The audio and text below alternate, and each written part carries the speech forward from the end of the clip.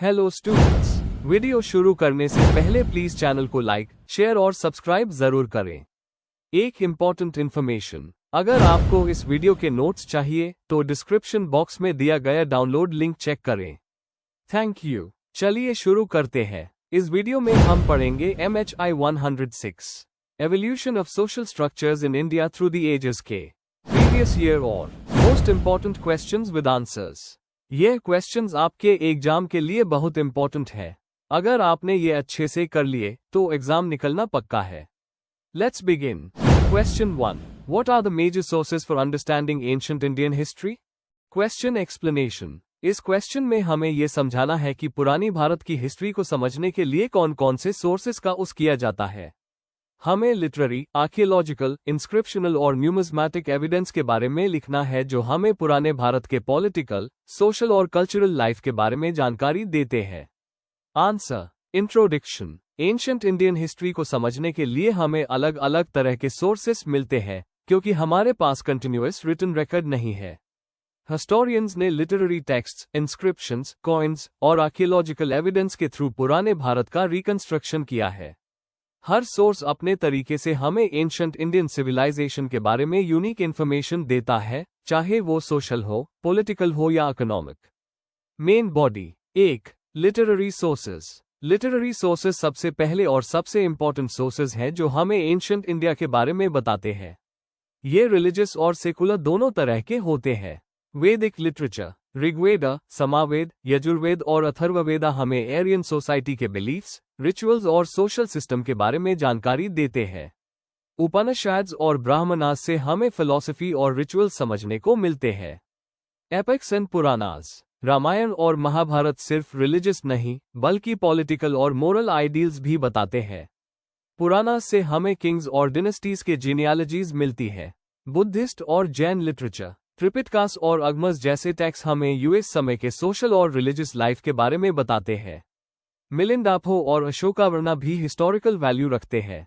Secular works, अर्थशास्त्र bye Kautilya और indica bye मेगास्थीन्स से हमें पॉलिटिकल और इकोनॉमिक स्ट्रक्चर के बारे में ऑथेंटिक डिटेल्स मिलती है। 2. Archaeological sources. आर्कियोलॉजी हिस्ट्री को वेरीफाई और सप्लीमेंट करने में मदद करता है। एक्सकवेशंस और मटेरियल रिमेन्स हमें पुरानी सिविलाइजेशंस का रियल पिक्चर दिखाते हैं। प्रीहिस्टोरिक साइट्स, भीमबेटका और मेहरगढ़ जैसे साइट्स से टूल्स और पॉटरी मिलते हैं जो अर्ली ह्यूमन लाइफ को दिखाते हैं। हड़प्पन सिविलाइजेशन, हड़प्पा, मोहेंजोदड़ो और धोलावीरा के एक्सकवेशन से अर्बन प्लानिंग, ड्रेनेज सिस्टम और ट्रेड के बारे में पता चलता है। लेटर पीरियड साइट्स, हस्तिनापुर और उज्जैन जैसे साइट्स से आयरन एज और कल्चरल ट्रांजिशन का एविडेंस मिलता है। 3. Epigraphic sources, inscriptions. इंस्क्रिप्शन सबसे रिलायबल एविडेंस हैं क्योंकि ये डायरेक्टली रूलर्स के द्वारा लिखे गए हैं। अशोकन ईडिक्ट्स। इन ईडिक्ट्स से हमें अशोका के धम्मा और बुद्धिज्म के स्प्रेड के बारे में पता चलता है। गुप्ता और post Gupta inscriptions, copper plates और टेम्पल इंस्क्रिप्शन से हमें लैंड ग्रांट्स और सोशल ऑर्गेनाइजेशन के डिटेल्स मिलते हैं। साउथ इंडियन रिकॉर्ड्स, पल्लवर और चोला इंस्क्रिप्शन से हमें टेम्पल एडमिनिस्ट्रेशन और विलेज लाइफ का स्ट्रक्चर समझने को मिलता है। 4. न्यूमिज्मेटिक और फॉरेन अकाउंट्स। कॉइन्स और फॉरेन अकाउंट्स भी एंशिएंट इंडिया के लिए इंपॉर्टेंट एविडेंस है। कॉइन्स, पंच मार्क्ड और इंडो ग्रीक कॉइन्स से ट्रेड और रूलर्स के रिलीजियस सिंबल्स के बारे में जानकारी मिलती है। फॉरेन अकाउंट्स, मेगास्थीन्स, एफेहीन और हायनसांग जैसे ट्रैवलर्स ने इंडियन सोसाइटी और रिलीजन को ऑब्जेक्टिवली डिस्क्राइब किया। कंक्लूजन। तो एंशिएंट इंडियन हिस्ट्री के स्टडी के लिए हमें अलग अलग सोर्सेस का सहारा लेना पड़ता है, जैसे लिटरेरी टेक्स्ट्स, आर्कियोलॉजी, इंस्क्रिप्शंस और कॉइन्स। जब इन सभी को कंबाइन करके स्टडी किया जाता है तब हमें भारत के समाज, राजनीति और संस्कृति का कंप्लीट पिक्चर मिलता है। यह सोर्सेज हमारे एंशिएंट सिविलाइजेशन के डेवलपमेंट को समझने में मदद करते हैं। If you need the notes of this video, there is a download link in the description box. Be sure to check it out. Thank you. Let's see the next question. Question 2. Did the Harappan social structure reflect its urban ethos? Discuss.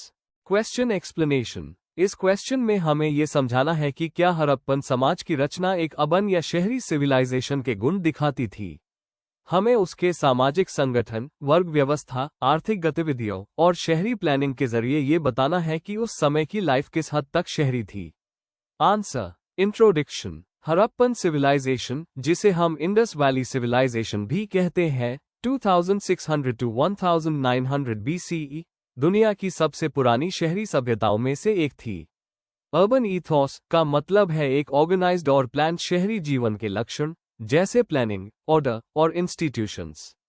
Harappan समाज में ये सब गुण मिलते हैं। उनकी town planning, trade system और social organisation उनके शहरी और विकसित समाज को दिखाता है।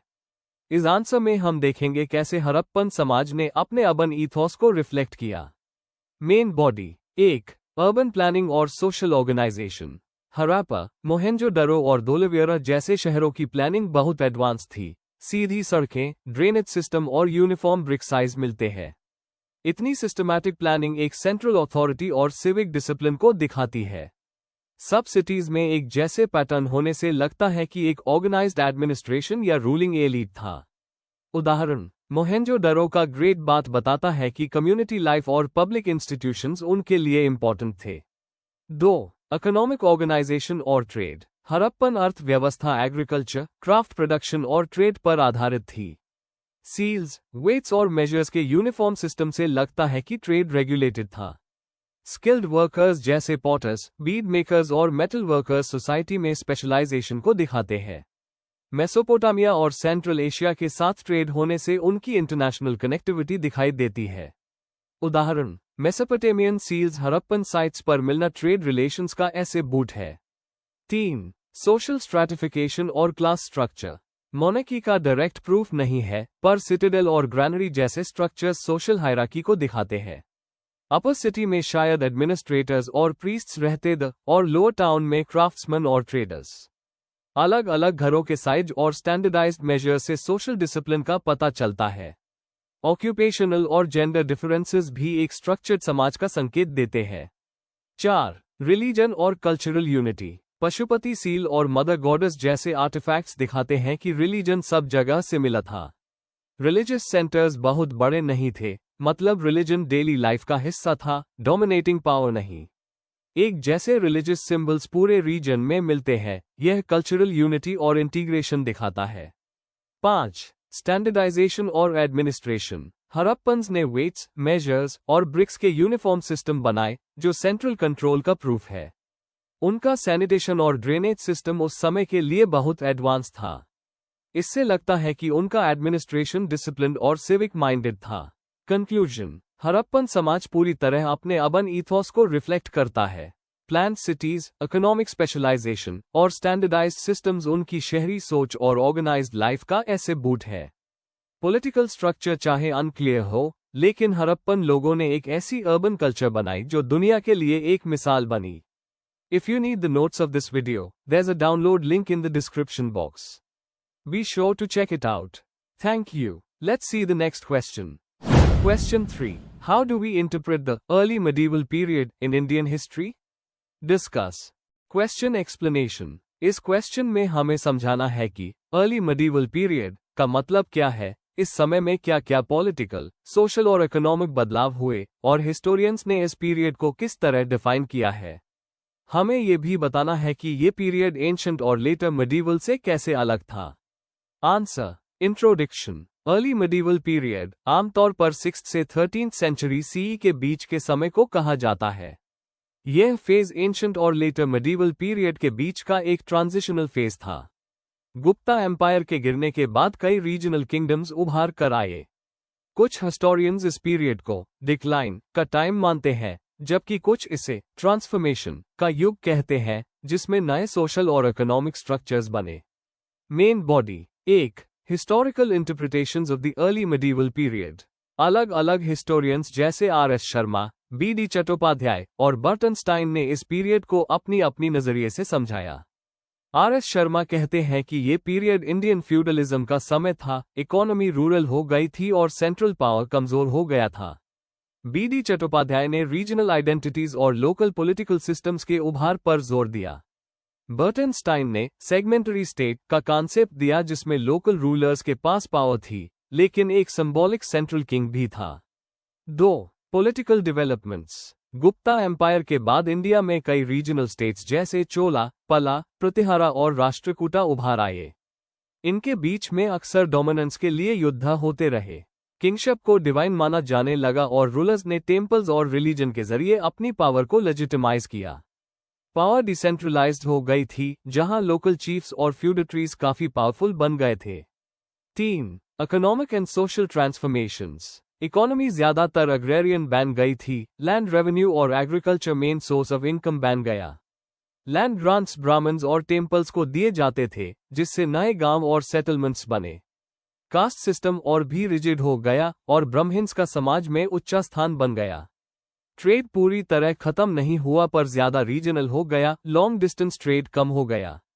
4. Cultural and religious developments. भक्ति और टैंट्रिक मूवमेंट्स ने स्पिरिचुअल लाइफ में नए आइडियाज लाए।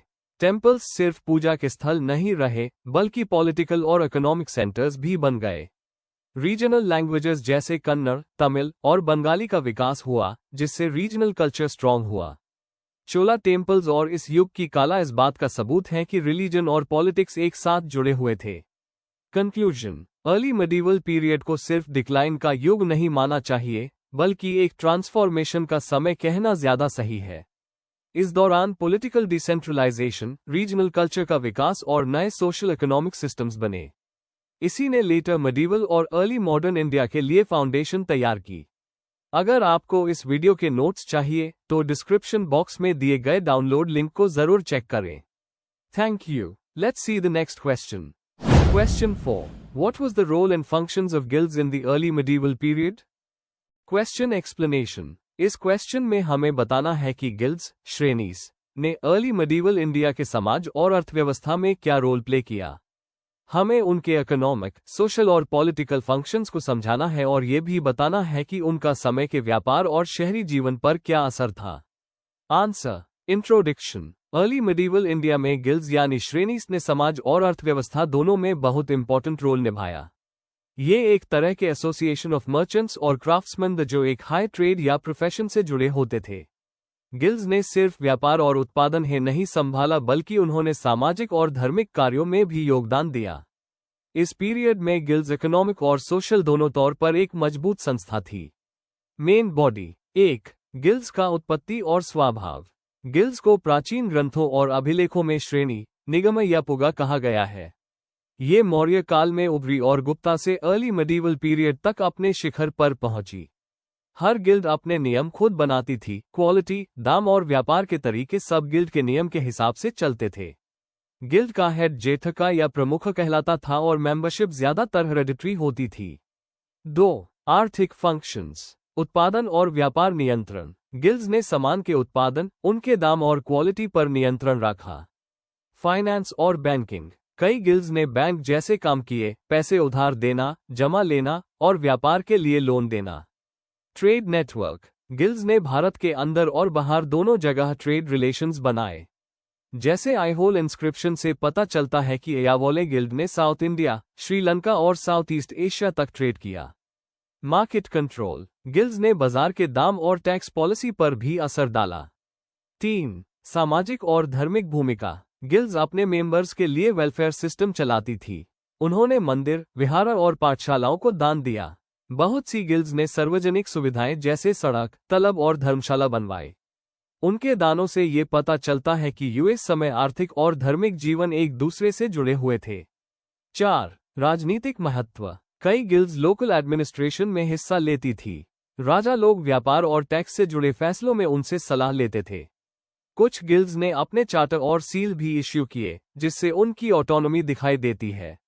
गिल्ड्स और स्टेट के बीच एक मजबूत संबंध था जो शहरी स्थिरता और रेवेन्यू सिस्टम के लिए जरूरी था। 5. गिल्ड्स का पतन। 13वीं सेंचुरी के बाद राजनीतिक अशांति, आक्रमण और ट्रेड रूट्स के बदलाव के कारण गिल्ड्स का पतन शुरू हुआ। फ्यूडल सिस्टम के बढ़ने से उनका स्वतंत्रता कम हो गया। दिल्ली सल्तनत के दौरान नए व्यापारी वर्ग के आने से पुरानी गिल्ड्स का प्रभाव कम हो गया। कंक्लूजन। गिल्ड्स ने अर्ली मेडिवल इंडिया के आर्थिक और सामाजिक जीवन को एक नई दिशा दी। उन्होंने प्रोडक्शन, ट्रेड और सामाजिक कल्याण सभी में योगदान दिया। यह इंस्टीट्यूशंस एक समृद्ध और व्यवस्थित शहरी जीवन की पहचान थी। उनका पतन एक नए फ्यूडल इकोनॉमिक स्ट्रक्चर के आगमन का संकेत था। अगर आपको इस वीडियो के नोट्स चाहिए तो डिस्क्रिप्शन बॉक्स में दिया गया डाउनलोड लिंक जरूर चेक करें। Thank you. Let's see the next question. Question 5. Discuss the role of the temple in early medieval societies. Question explanation.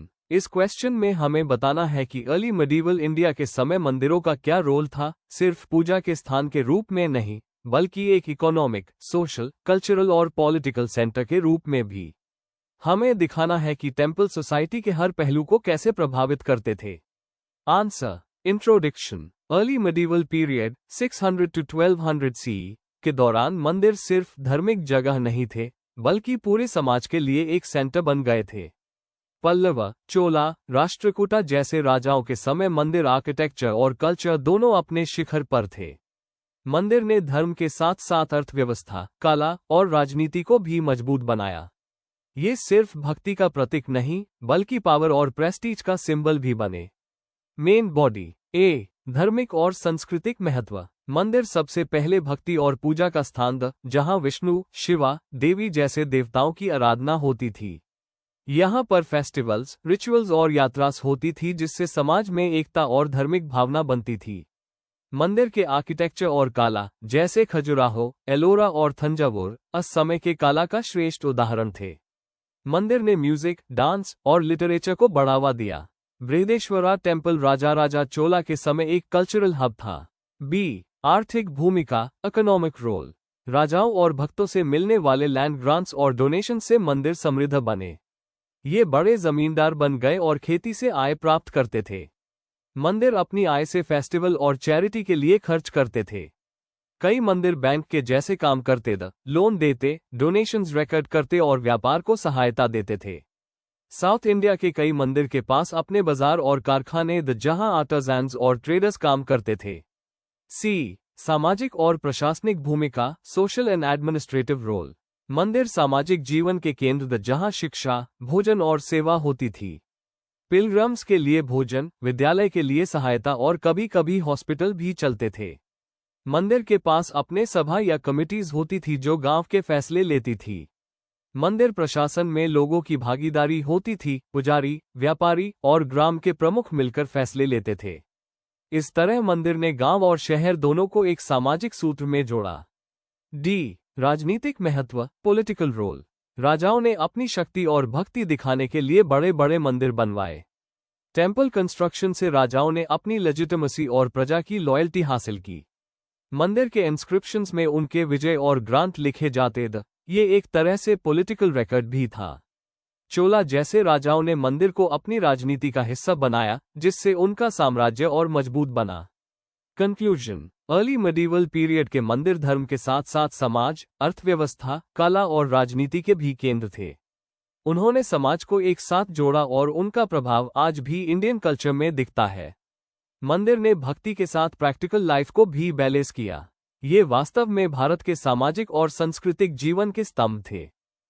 Before we end, please like, share and subscribe the channel for more such study materials and one important information, अगर आपको notes चाहिए तो description box में download link दिया हुआ है, जरूर check करें। Thank you.